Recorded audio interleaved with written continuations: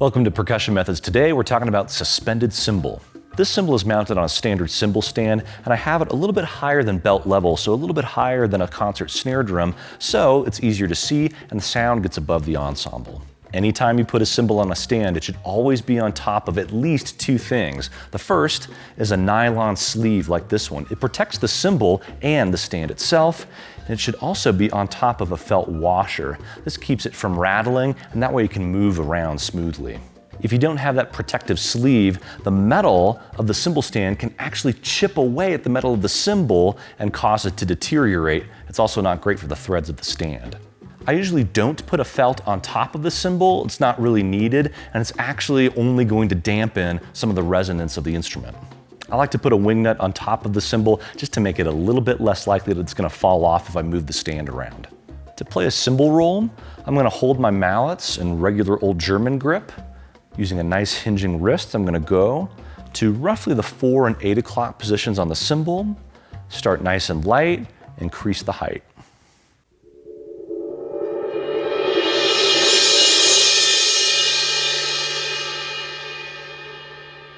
After I'm done rolling, I hang my mallets in the air and bring them down slowly because that is similar to the sound of the release visually.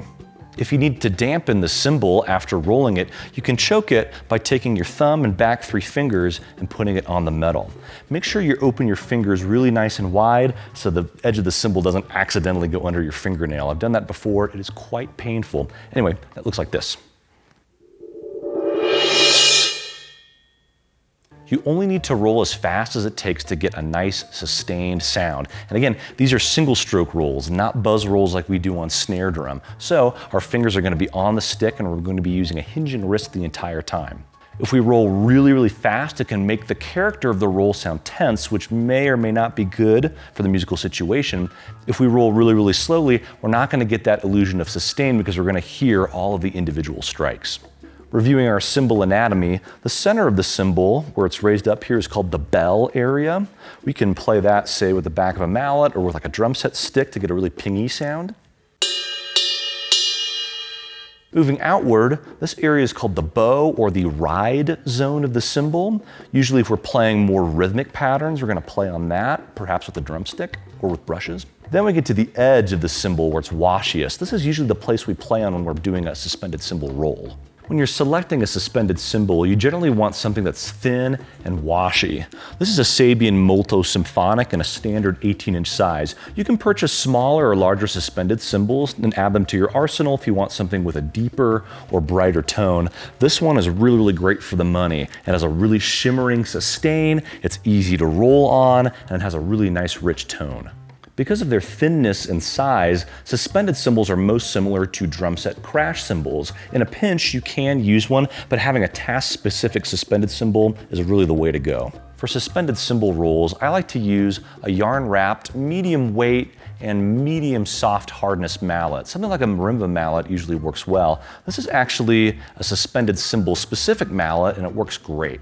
If you have a single cymbal strike instead of a roll, you can use an unwrapped, medium hardness rubber mallet like this one. That'll give you a little bit more articulation and a little bit more weight. I'm going to move in slightly from the edge, about an inch, for a bit more of an articulate sound. And again, using that German grip with a hinging wrist. This gives you a more immediate splash of cymbal color. If it's a really big strike, you can use 2 hands. I'm going to bring them in a little bit so that I'm not flexing the cymbal by being across, move in from the edge a little bit, and strike at the exact same time. Not like a flam where we have differentiated heights and attack times.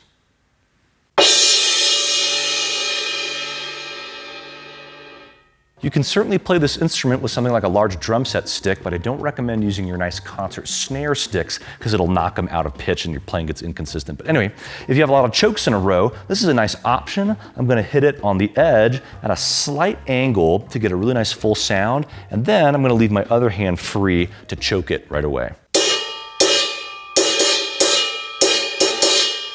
If you need an even more articulate sound, you can actually flatten out the stick and hit it on the bow of the cymbal here. You're going to really hear the wood smacking into the metal.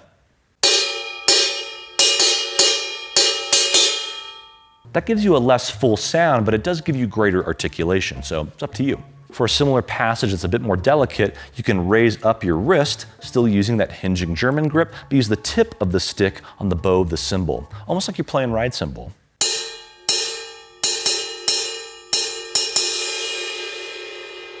If you need to play on the bell, I usually like to use a large drum set stick, and I'm going to strike it near the bottom of the bell using the shoulder of the stick, or where it starts to get thinner at the taper.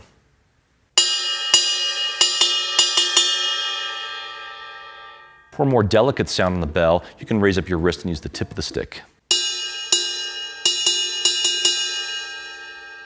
Whenever you're transporting your cymbals, make sure they go in a case. A hard case is really great if you're traveling on a plane or going a long distance, but a soft case works just fine too, especially if you're going a shorter distance.